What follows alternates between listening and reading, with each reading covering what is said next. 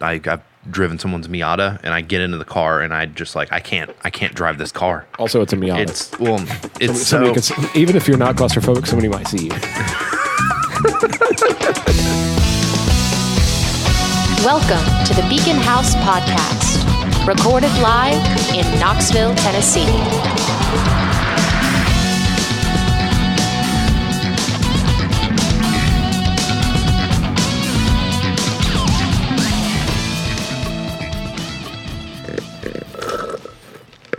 Oh, I think my Marilyn Monroe bathwater's gone bad. It didn't get better with age. No, it didn't. Ugh. It's gone bad, all right. You know, a dude I paid did good that money recently. for that. He died, so be careful. Were you drinking that with ice? Did you put that bathwater on ice? Well, I mean, it's been in the sun for a while. You know, like people sun roast tea or whatever. Yeah, Sun baked tea. Sun-baked bathwater. Yeah. I guess the taste flickered out like a candle in the wind. Okay, well, welcome to the Beacon House Podcast, everybody. Back for another week of hilarity and grossness. I'm your host, Spence. I'm Casey. I'm Hunter. And we're coming at you this weekend. It's a steamy July. Fucking, is anybody sick of the heat yet? Who's ready for? So ready for winter. So ready for fall, dude. No, winter, dude. Yeah, until January, and then you guys want summer back. I want it to be that 1 week in spring that we get here in town. There's always the 1 week where there's a cool breeze. It's like 68 to 70, and it's fucking paradise. Well, I will say, like last week, there was like a horrible rain on Monday, almost a week ago. Like 2 days and then of it got awesome. the pressure went, the barometric pressure went down, and it was kind of cool a little bit right in the middle of the summer. That was nice, but it's over now. I've got a pool. I need to swim in it more. Yeah. Now, real quick, going back to my funny beginning, I know Hunter probably knows this story. Spencer, do you know the story about the girl that's selling her bathwater on the internet and a guy drank it and died? I do not know. Did he die? That. Mm-hmm. Yeah, well, this girl is She did it. her Bella Define? I don't remember the She's name. an Instagram like cam girl, like Model person. yeah. Right. And she's selling her bathwater, and she now has to tell people, don't drink my bathwater. And there's a guy that straight up drank it, and I guess he Last died. I read, he died. Yeah. Did he die because of the bathwater, or is this sort of coincidental hungry lawyer like? I mean, it could be both, but it was also bathwater, so it had like her filth and soap in it, and it traveled over a number of days, and then he drank it. So I don't know if that would kill you necessarily, but I'm sure Because I it could would see a mess you guy up. maybe like overdosing on heroin or something, and he's got a shitty lawyer. Lawyer goes back through all of his like financial records and goes, "Oh shit, he bought bathwater from this bitch. Let's sue her." You know? Yeah, it could be. But Maybe. then also bacteria. He's not Rick Dalton. He's not Rick Dalton. Hey, Rick fucking Dalton. So- Here's that's you fucking. remember that. I will say this though. yeah. It's This chick. yeah, whatever. Instagram girl. Would you take a bath in her bathwater? Dude, it's fucking disturbing No, that I somebody wouldn't. would pay for someone else's bathwater. Like that's fucking. That's disgusting. Welcome to the 21st century. Or would pay for it and then actually drink it. Like Well, there's fucking- also like, this is just a bunch Also- of try-hard stuff. Who would actually sell their bathwater? If you're gonna sell bottles of water and call it your bathwater, just sell normal fucking water. yeah, who knows, Just man. just fill up your sink, scoop it, and be like, there you go. Well, You man, don't actually have to take a bath. Well, in it. as society's gotten dumber, the one good thing is it's believing more in the truth. So that's where they'll Yeah. sell you actual bathwater. yeah, and everything's documented these days. So if you're actually selling bathwater, you probably have to have like a live feed of you bottling the actual bathwater and sealing it, proving it is real. Everybody needs to see the process because everybody has to be privy to every second of your fucking life these days. You know, Actually, hold on a second. Let me look.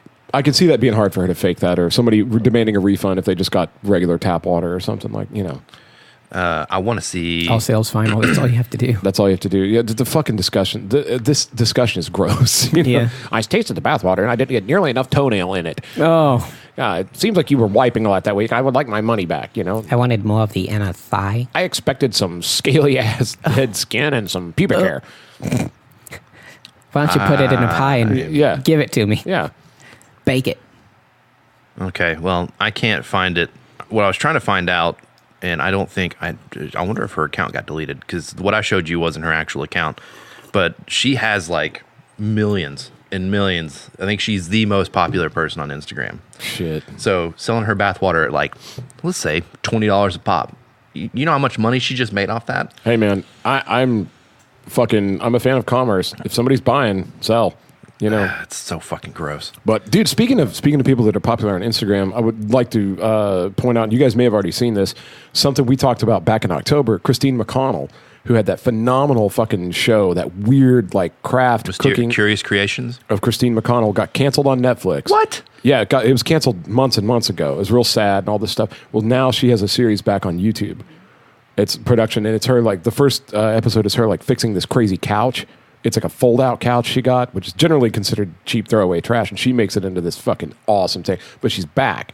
Is the cat back? Man, or the raccoon? No, the puppets aren't there. But speaking of the cat, she does have a cat that makes its appearance in the video a lot, but the cat died. Damn it. It's fucking sad, I know. And she said she made a post about it and said, she knew the cat was going to pass away because it had like a congenital heart thing. So she knew it was coming. Just like Leo. Dude, so sad. But Christine McConnell is back. You can catch her on YouTube. And I think she has a Patreon also, which you get more content if you subscribe to the Patreon and all that, just like anybody. She needs to make a podcast. Dude. So anyway, I saw that, and I did watch the first episode. It was wonderful, and she's wonderful, and it's fucking rad. So that's back. You can check that out. Heck yeah. I'm excited. I have a topic that I want to bring up to you guys. Do it. You said this has been marinating for a while. It has been marinating for a while. I'm excited. I'm excited to hear. A while ago, we had a string of really bad thunderstorms. Mm-hmm. And I actually saw green lightning for the first time in my life. And apparently that's like a rare occurrence. But I started thinking about it because I was sitting there like watching a thunderstorm from my house instead of doing anything else productive. I was just sitting in the window for like 20 minutes watching a thunderstorm roll through. And I just remembered, as a kid, I was petrified of thunderstorms. Mm-hmm. And so I'm kind of wondering, do you guys have any fears as children that turned into fascinations as adults? Ooh.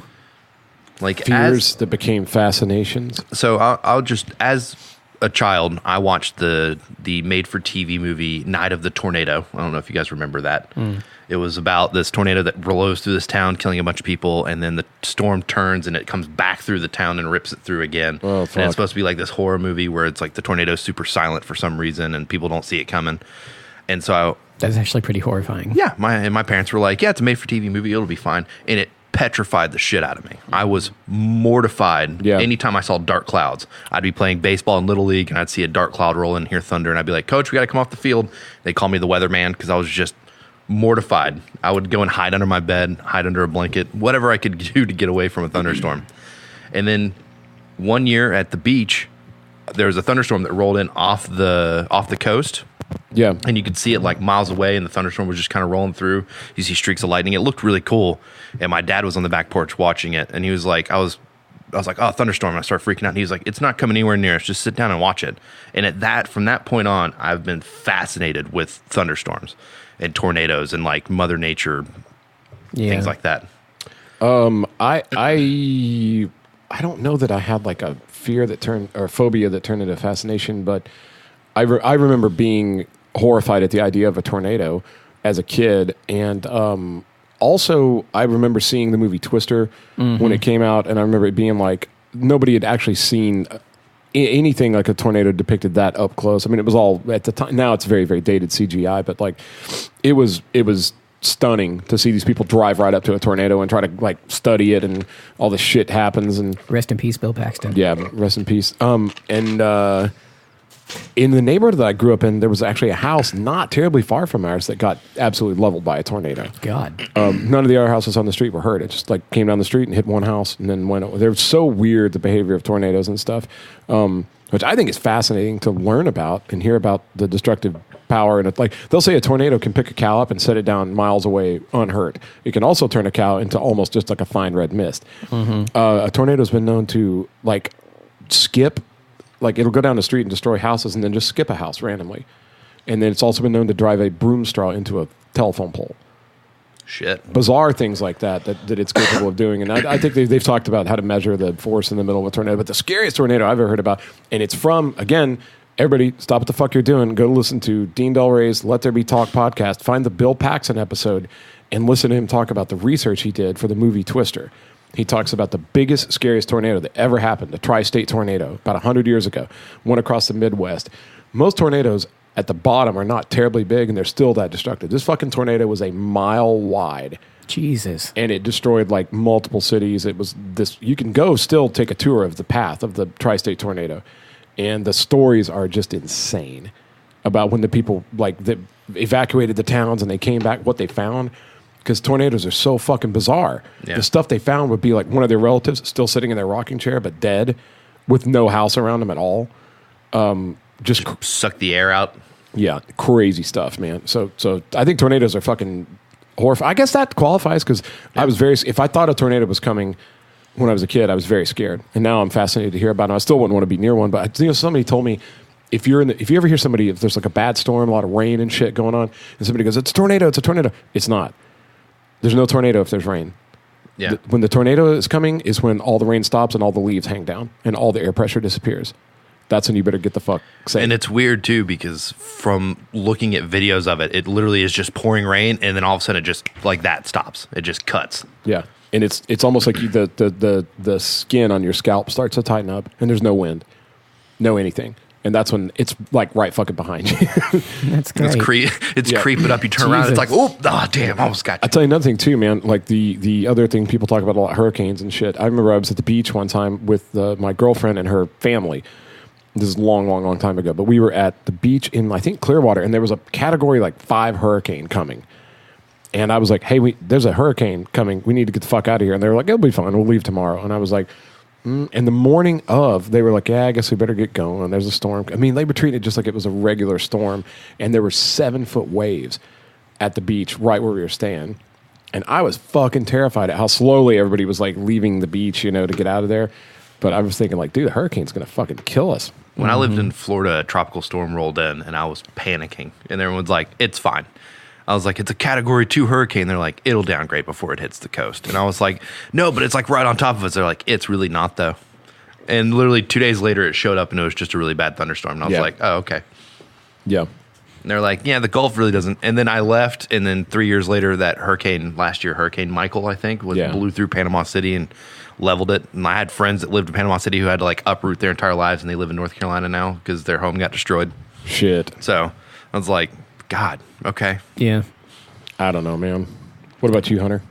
I don't know if I have any that I ever outgrew being afraid of. The biggest one is the dark. That was weird though, because I actually distinctly remember not being afraid of it when I was really little, and then now something scared me, and I needed a light for almost my entire childhood there on. And it's so this is why I wasn't sure if this would qualify, because even now in the apartment, if there's no light and I wake up and need to pee or something, I'll have like maybe 30 seconds of me as a 5-year-old again, sitting there not wanting to deal with it. And then wherever that switch is in my brain, I'll flip it and be like, it's your house. No one's in here. Get up and go pee. But I'm not fascinated by literal darkness either, so I don't know if that would qualify as much. Would you guys believe that I used to be terrified of horror movies? And if somebody was watching one, I wouldn't want to be even in the same house as somebody watching a horror movie? That's actually a good one. Same. Anything scary that came on other than the original Universal monster films, I would have nothing to do with it. If I could get out of the house, same boat. Then Freddy vs. Jason came out, and I was convinced it was going to be horrifying, but it looked cool, so I wanted to go. And I was like 11 or 12 when that hit. Yeah. And so my parents finally took me, and I was bracing myself to, need psychological help after, because I thought it was going to be, they're held up in that kind of regard. Right. That movie's dumb as hell to begin so with. Dumb. But when it was over, I was like, that was awesome. I love these now. And Let's get more of them. I remember being really, really scared of some movies, excuse me, when I was younger. And looking back now, like they're dumb too. Something that really, really scared me was it was not the original, but the second Texas Chainsaw Massacre, which is totally cheesy. Yeah, the parody kind of like of yuppie culture one. Yeah. But there was a scene at the beginning where he had this girl in this ice trough, and he had the fucking chainsaw, and he was just running it through the ice right at the girl. And I remember thinking, like, that is so fucking graphic. Mm-hmm. Like, as a kid, seeing that, being like, I was just like, I think that's the kind of the way they sold a lot of those horror movies when you're kids is the graphic, the design like on the video cassette box or like just the whatever the tag picture was or something like with something kind of extreme is designed to excite adults to come see it. But it's scary to children because it's so extreme, you know. Mm-hmm. But I think there's a neat lesson in that, though. Like what you said, like when you're really afraid of something and then you watch it and you realize it's actually kind of silly. I think a lot of our fears actually work like that. Like the fear of like going up and talking to somebody, or the fear of like succeeding at something, or the fear of like you're not going to be good enough, or whatever. There's a lot of psychologically foundational fears that we have, and they're all silly. Yeah. Anything that's fear-based is fucking silly. Mm-hmm. You know what I mean? Like everything you want is on the other side of fear. Like that's one of those things where, at any rate, that's kind a good of shirt. Yeah. It's true. I wish I could coin that. I read that. Somebody else. Many people have said that. But I think that the horror movie analogy is pretty good because you learn to find out that you thought you were scared of this thing and it's really not scary, you know? Well, it's funny you mentioned the Texas Chainsaw Massacre because the remake with Jessica Biel was one that I was terrified of watching and all my friends wanted to watch. And the first 10 minutes of that movie, some girl pulls a magnum out of her master blaster and shoots herself in the face with it. And the camera does this really long pull out from the hole in her head. And I was just like, nope, I want nothing to do with this movie. Fuck that. I love that movie. That's my favorite one out of the entire series. I know heresy, but I like it too. I thought it was good. I think it You visually... didn't like the Alexandria Daddario one? I have a love-hate relationship with that one. That, just quickly, but I think that movie had an awesome story idea that was executed. And it had Alexandria Daddario in it? I mean, yeah, it had an awesome story. and Alexandria Daddario and whoever her boyfriend pop star guy was that Chris? That wasn't... I don't care who it was. It's just it had Alexandria Daddario in it. I mean, that's the only reason fair. I watched the Baywatch remake. I bet you were disappointed in that one piece. There's a national treasure. There's a new thriller coming out with her. She plays like a detective. It's got a good preview. Night Hunter. Oh yeah, she's in it with Henry Cavill. Right? Yeah, dude. Yeah. It What's weird? That movie came out it comes out September 6, 2019, but on here it says that it came out in 2018. It probably did. That looked. I've not seen the preview, but I saw some pictures. That looks like a mid-grade thriller that came out foreign. That whatever studio bought it over here was like, we're not releasing that until XYZ time next year. And Henry Cavill looks pretty good in it too, man. It's like very different. They've gotten him out of that whole Superman bullshit role. Like he looks like. And then there's this movie that she's in. We Summon the Darkness. Johnny Knoxville is a priest, and it looks like never heard of it. That looks like a straight to video. It's in but it looks pretty dope. Though. It's in post production. There's no plot, but it shows. I'm assuming it's about witches. I guess. From that picture. And I know it's an audio podcast, but you can just look Casey's it up holding yourself. his phone up. Booyah. Showing people bunch things. of young, attractive females wearing scantily applied leather garments that are black. And there's a priest on the cover, so it's probably witches. And it's Johnny Knoxville. That's weird. Yeah. I bet he, at some point, catapults himself into, stained glass. And he actually does it because it's Johnny Knoxville. Yeah. He escapes in a shopping Can cart. my stuntman do this? Hey, jackass, why don't you? He's got a bottle rocket up his ass. You want to talk about movies that my friends always wanted to watch and I wanted nothing to do with? Yeah. Jackass movies. I had Same. no fucking interest in watching You never people seen make any of them? themselves throw up. Dude, I've seen a couple of them. Are amazing. Of the Jackass movies? Yeah. I've seen- not the entire movie, but there's some of the stuff they do. It's just absolutely. Some of it's really funny. Some of the stunts. Some of it's funny as fuck. I mean, again, it's the most lowbrow humor ever. But I hate to say it, some of it's hard not to laugh, man. Well, that makes sense. But I'm with Casey. Like for the couple clips I ever saw that made me laugh, made me want to go. But then knowing that it's going to be 90 minutes of people puking and pooping on each other. I had a buddy who not owned all of them, and he even owned the CKY movies that they made before Jackass, which was Bam Margera, and it was a small group of the Jackass people. And one of them was they actually rubbed a $100 bill in a bunch of human shit and then put it on the ground. And when people went to go pick it up, they got shit all over their hands.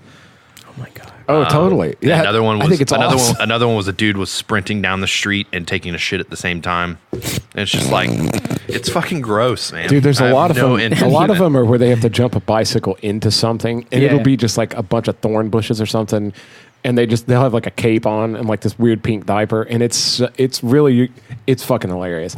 I got to say, some of it's the stuff, not the gross stuff, But like the really funny, and there's all these cut scenes where they all carry clippers, and they'll just randomly on the bus go up and just like shave part of a guy's head, just randomly put a big line in his fucking head, and nobody expects. It's very candid. Again, not my favorites, but I have enjoyed Jackass at a point. What was it? The giant hand where they like pulled it around the corner and let it go. I think that's the my most favorite recent one. Yeah, and they hit people with this massive hand that has a bunch of flour in it. Oh, I think that's incredible. Who wouldn't want to watch that? Just let it. Here he comes. Pow! I don't want to watch everything around that. Apparently, it's funny. Apparently, Action Point is on Hulu now. It's Johnny Knoxville's latest movie, and he does all of his own stunts in that, like being catapulted. And they actually built a dangerous theme park, and he did all the rides and fell off. And yeah, dude, that guy's got to. He's got to watch it. People that take a lot of punishment like that, like you can survive a lot of shit, but I think medically they've proven that if you take a lot of punishment, a lot of surgery, a lot of broken bones, lots of scar tissue, you don't live very long. Even if you survive it, it shortens your lifespan by like a lot. Especially guys that do like extreme combat sports and stuff, just don't live that long. Yeah. Yeah, he needs to stop. I'm prepared to be proven wrong by somebody's Googling it right now. Oh, really? How long did so-and-so live? But like, I remember... I've known people that were martial artists before, and they were like, yeah, man, they at some point will quit because it's just like, dude, after a while, you do this extreme stuff. Like you just don't live very long. Your heart gives out at like 60 or something, Well, I mean, he's leaving a legacy, Johnny Knoxville is, if that's the case. It's true. He has a bunch of stuff people will remember him for. But man, talking about fears and fascinations, should we go into the dangerous territories of phobias? You guys got to have some phobias, right? The question is whether or not it turned into a fascination, because mice still scare the shit out of me. Oh man, I'm still claustrophobic as shit, and it's not a fascination. It's you don't put me in a tight spot. I mean, you're stuck between the two of us doing this podcast. I don't particularly enjoy heights, but again. Do you like roller coasters? Man, depends on the roller coaster. I don't like the roller coasters that are just designed to make you feel like you're in a blender. Same. I like the long, smooth, fast roller coasters. I don't like the loop-de-loops. Man, I don't want to be upside down. That's unnatural. I can do a loop if it's like a long, gradual loop or whatever. But man, I remember one time in Florida, I rode this roller coaster. It was called like the Tempest or something. Like it was at Busch Gardens, and it was like 8 miles of track rolled up in the space of like a fucking like Volkswagen Beetle. I mean, like literally the minute the thing climbs up the long thing and the minute it started, it was nothing but loops and just like it. There was nothing fun about it. It was just made you feel sick. All it did was just jumble your organs up and give you a headache.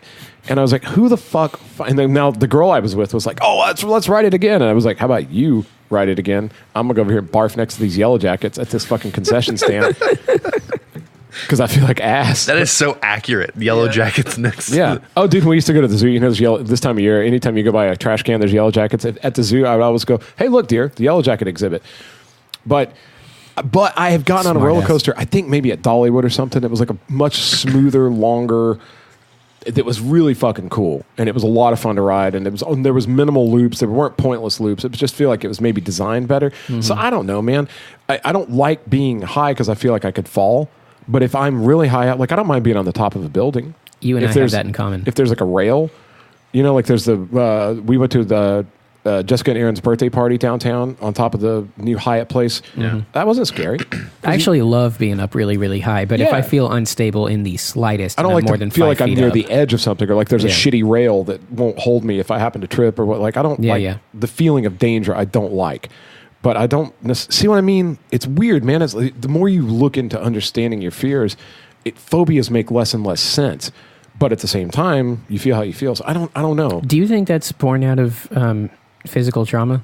I think it's somewhere, related to PT. Like if I'm in a car and it starts to skid out of control, I fucking lose my mind because I've been hurt in so many car accidents that to me I associate that with like almost certain doom or months and months and months of pain and bones knitting and recovering and surgery and never being the same again. And like I associate it with so many bad things. Just the feeling of the car sliding a little bit in the rain or something. So if I'm riding with somebody and the car starts to slide out of control, I fucking lose it. My one bad car wreck was like a fender bender compared to the stuff you've been through, and I have the same reaction now that I never did before as a passenger. So I would imagine it's definitely car wrecks are a horrible phobia for me. I don't like bad drivers. Like if I'm riding with somebody and they're driving like a fucking asshole, I just go, listen, please don't. I don't want to explain why. Just could you just please drive like a human? And if they don't, I'll be like, pull the fuck over and let me out. Just let me out. Yeah. I don't care how far. The Uber, but I used to do that before there was Uber. I'd walk. I didn't give a fuck. But I'm not just right there because somebody's with a dick face behind the wheel. One of the stupid. Let me make a public service announcement. One of the stupidest fucking things you can do is be an asshole driver. Like, I understand sometimes you got to hurry and drive aggressively, and I also understand that failure to accept right of way and driving too timidly can actually be dangerous too. But like, if you're one of these people that's doing like 100 miles an hour, weaving in and out of traffic, like in the rain, like Someone did that last night on my way to work with their lights off on I-40. Holy shit. dude, just don't. Fucking don't, man. Like, just don't, dude. I think most of that's born out of people that are so empty on the inside that they need adrenaline to feel Or they haven't been hurt yet. something. I hate to say that, but Well, no, yeah, but I think those motherfuckers are one You feel like telephone you're pole, one invincible. Yeah. guardrail away from never doing that shit again. Like science and physics are much more powerful than your control of your fucking souped up Honda. Well, it's Yeah. like all my wrecks happen with me at a stop sign or a red light and someone smashing into the back of my car. So now I get super ragey if I'm at a red light and someone comes flying up on me and slams their brakes behind me. I want to get out of my car and beat the shit out of somebody. that happened to Like, me- you need to slow the fuck down. That before happened you to me get and up Troy on me. Lewis one time, sitting right on Cedar Bluff Road in my car. We were sitting at a red light right there near the interstate on Cedar Bluff, and I just noticed in the rearview mirror there was a car and the headlights are not slowing down. We were at a dead stop and it was flying right up behind us. And I remember I just barely had time to go, Troy, hold on, just fucking hold on, dude. And the guy hit us right in the back and like lifted my car way up in the air. We didn't get hurt or anything, but he hit us So he pretty did hard. actually hit you. Oh yeah, ran right into the back of us. You heard him lock his brakes up like maybe 10 feet out, but he didn't stop. He slid right under my car, and we got out, and it was a army guy, like a guy he was dressed in army fatigues or whatever, and he was drunk as piss. And he was like, dude, please don't call the cop. We were like, fuck you, dude. He goes, Yeah. I'll get kicked off the base. I was like, dude, I don't give a fuck. Good. Fuck you, man. And Yeah, no, escaping consequences is how you don't learn from yeah. anything. So, but that yeah. is scary when you see somebody coming up behind you and they aren't slowing down. And That then was they the get last- right up on you and they slow down, their headlights disappear. I want to get out of my car and just pop their tires. Be like, you're not going anywhere. That was the last wreck that we were in. Was leaving church. I think this time last year, and it was a literal fender bender. The guy, but he hit us hard. Still scary. But Libby's got a big car, so she was driving that day, and I don't even think I saw him, but he was just coming up right behind us, and we were like 5 cars back at a stop sign too. So like there was plenty of opportunity, and I don't know what he was doing, but he was just going the speed limit, and we're looking out the front talking to each other, and the next thing I know, there's a loud pop, Yeah. and I'm like an inch away from headbutting the dashboard. Yeah. So That shit's scary, man. Like at all, because you're out of control for something that's going to hurt you, and I totally get that shit. That stuff is absolutely terrifying. I appreciate dude. You were talking about people get behind you, so they get so close you can't see their headlights anymore. They told me my uncle used to do a thing where if somebody was tailgating, he was a very slow driver, very safe driver, just really cool cat, and never got in a hurry, never got lost. Just like if he was running late, he would just still be safe and show up and go, hey man, that's the right thing to do. Show up in one piece or don't show up. sorry I'm late, guys. He wouldn't just go fuck. He wasn't one of these people that just but people would get behind him that are in a terrible mood and like they would be blowing the horn, and like if the light turned green and he didn't go fast enough, they'd be like, and if anybody beeped the horn or anything, he would stop the car and put it in park and get out. Not like I'm going to fight you, but like, oh, is there something wrong with I got a taillight out or something? And he would get out and like inspect the back of his car and hey, is something wrong? Was my tailpipe hanging down, or I got a flat tire? And they would just be beep beep beep beep beep. Go, you motherfucker! Wait, beep beep It's so beep good. beep beep. Ha! No, get back in the car. Oh, I thought my tags were expired or something. I thought you wanted to tell me something. He would It's so good. He'd get back in the car, fix the mirror, take his time, put his seatbelt on, fucking driving people ape shit. That's really good. So I've started. That's how you get shot, though. Dude, I started doing that. If people start tailgating me, I just take my foot off the gas. I just slow the fuck down. Same. Oh, it's just like, you know what, man? We're going to get there one way or the other. If you were to be a cock, well, I can be a cock. Suck it. Closer you get, the slower I go. But that shit is terrifying. Man, definitely afraid of car wrecks, for sure. I'm real bad with claustrophobia. And to the point where if I like watch a movie and someone's, spelunking and they get like in a tight space and they're like crawling through this cave and all of a sudden they get stuck and they start panicking, I go into full on panic mode. Can you for trace them. Can you trace that back to anything? Was there anything in your childhood where you were in a Like got stuck in a closet or anything? No, it literally is just I don't like if I feel like I can't breathe, I don't like it. Got it. I have a huge fear of suffocation. My Yes. dad Yes, was yes, a lot yes. like that. My dad talked about when he was going to the war, and they were all on a boat leaving California, I think, going across the Pacific. Yeah. And they were all down in the bottom of this fucking boat like a sardine can. And he said it was just like he had a hard time breathing, and he found like an airport coming from the deck above, and he just stood next to it with the air. But my dad was like that his whole life. Like if he was in the car, he had to have the window cracked. Yeah. But he always had to have some like air blowing on him, so he didn't feel claustrophobic. It was the same thing. I've as a valet, I've pulled around people's cars before, and I've driven someone's Miata, and I get into the car, and I just like I can't drive this car. Also, it's a Miata. It's somebody even if you're not claustrophobic, somebody might see you. But no, like I hopped in this person's car and my head was like hitting the roof, and I had to like squanch down and like roll down the window, and like I was driving it and my arms were up and my knees were up in my chest, and I was sitting there driving around. And I was like, fuck yeah. I feel so gross right now. Not because it was a Miata, but because literally it was just like I couldn't breathe. I was like, I don't know how someone drives this. But when I brought it being a around, Miata- this little old lady came out. I was like, thank you. And I was like, oh, that makes sense. It being a Miata didn't help, though. I'm sure. Couldn't have helped. Couldn't have Yeah. possibly helped. Well, then, okay, so if you are claustrophobic, then that must have made that story you shared with us this week even more horrifying. The one about the guy that got stuck behind the cooler and they found him 10 years later. Shit, dude. Yeah. Tell that shit. Tell that shit. That was awful to Sit read. down, Beacon House listeners. Sit down, pull up a log, grab some marshmallows next to this toasty fire because Casey's going to spin a tale for your enjoyment. Is it my turn? What's that you're doing with your mouth? You better I don't not know. You're enjoy it. fucking it up, Hunter. So, grocery store employee missing for 10 years found behind store's cooler. And apparently this guy, let's see, does it have his name? I saw the picture you sent. Let's see. And the guy apparently he like ran away from home or something and nobody could find him. Larry Eli Murillo Moncada. So Larry. Yeah, Larry. So back in November 2009, he ran out of his home, and like him and his family had this big fight, and And they left. thought he might have been mentally ill. Like his Yeah. medicine was not taking or something. Right. Something. And so they thought that he just ran away. And so, because he's been missing for 10 years. And what happened was this No Frills supermarket shut down. I think this is Northwest somewhere. I can look through the article. Iowa. Boom. Found it. But in the supermarket, apparently on top of the coolers and freezers, it was this like secret hangout spot that all employees would come and hang out for permitted breaks. Right. And apparently this kid, like the supermarket shut down and the construction crews were pulling everything out, and they found this kid's mummified body behind the coolers. And everyone thought he had just run away and been missing for 10 years. And really what had happened is he got into a big fight with his family.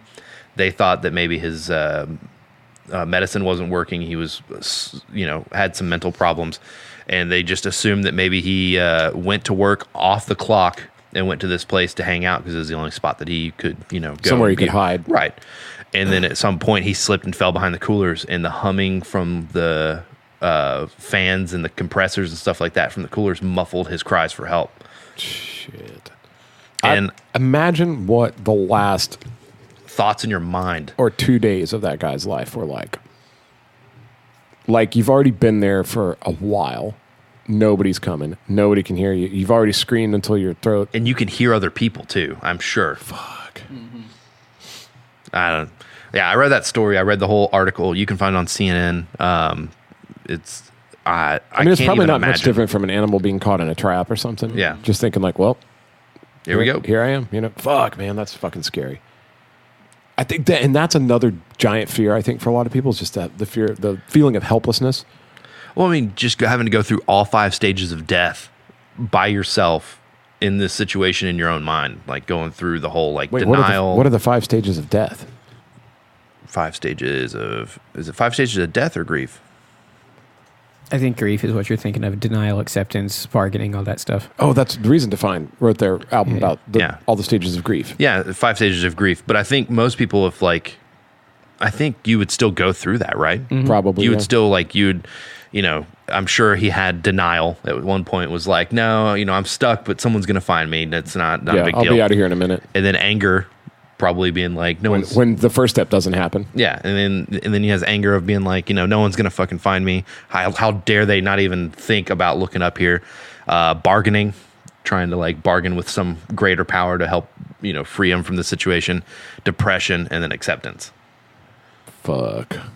It's weird. Oh man, I've never really thought. I mean, when we listened to that record, I thought about it a lot. Again, everybody go check out Reason to Find. They wrote a fucking phenomenal record that really clearly, without seeming forced, they address all the stages of grief like that musically, and it's wonderful. But how weird is it that acceptance comes after depression? So they already like hit rock bottom, and then finally you just like, I guess that's kind of healthy. That's when you make your peace, though. Yeah. You face the worst of it. He's like, it's been a day and a half. I'm stuck sideways in this position. No one's coming for me. Oh well, here we go. And I think there's something healthy about that. Mm-hmm. That's as terrible as the whole situation is. That if that really is the last stage, I think that's kind of a happy ending. At least the acceptance of like, I don't know, because acceptance is sort of the absence of misery in a way. Yeah. I don't know. Fucking that's fucking crazy. Yeah, I'm not. I've been trying not to think about that story. That's rough.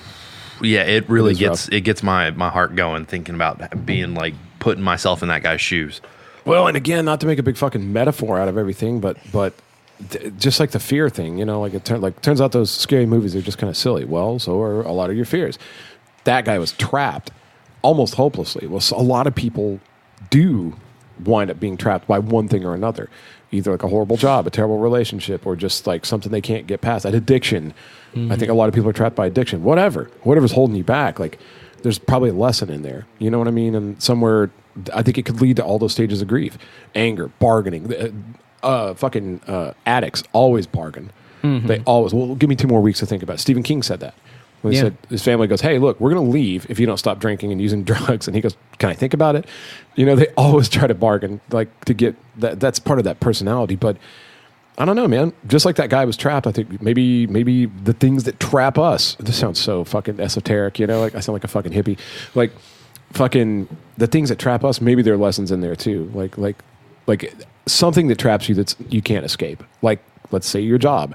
Don't like your job, but you can't quit because you have bills. You could eventually make a change like that, but you can't just quit cold turkey. You're going to fuck yourself. Mm-hmm. Coping through some of that, trying to look for the good or the lesson and like little things like that. I think, I don't know. These seem to be kind of universal themes maybe, but I think fear is a big thing and a big crazy concept. It's the weirdest part about this story is that they didn't find just his skeleton after 10 years because the cooler preserved in like the lack of oxygen because it's like the compressors and all the air, like the filtration systems and stuff. It just mummified him. Fuck. Can you imagine being a construction worker and pulling those coolers out and then you pull one out and something just drops and you're like, oh, what was that? It's a mummy. You go back there and it's a fucking mummy. And you're like, oh, someone dropped a Halloween decoration back here. No, that's a real human. Fuck. Don't like it. Yeah, I mean, I wouldn't enjoy that, but shit. And then also I think from my dark comical mindset, I also think of like somebody going in there and pulling out milk and just seeing that mummified face. Like you always go into the cooler and pull out milk and you're always afraid to see somebody's face there. Oh my God. And he was stuck behind like the almond milk, which no one ever buys out. So no one ever knew his face was back there. Oh, but dude. Oh shit.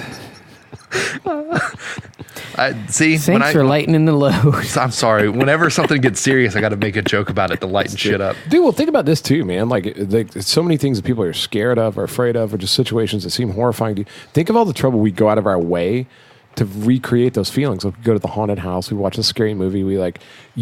After you experience that initial fear, then there's a certain excitement.